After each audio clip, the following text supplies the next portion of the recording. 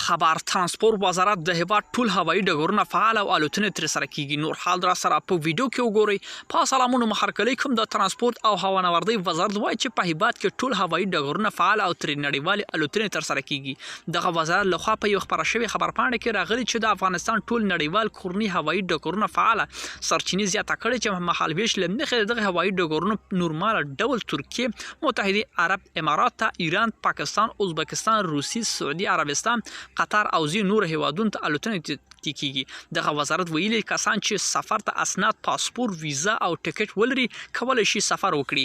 ملګرو دا و زموږ چمتو شوی ویډیو. که ستاسو د ویډیو په اړه کوم نظر پیشنهاد لرئ موږ سره په کومنټونو کې شریک کړئ او د خپلو ویډیوګانو لپاره له موږ سره پاتې شئ. تر بیا ښې چارې.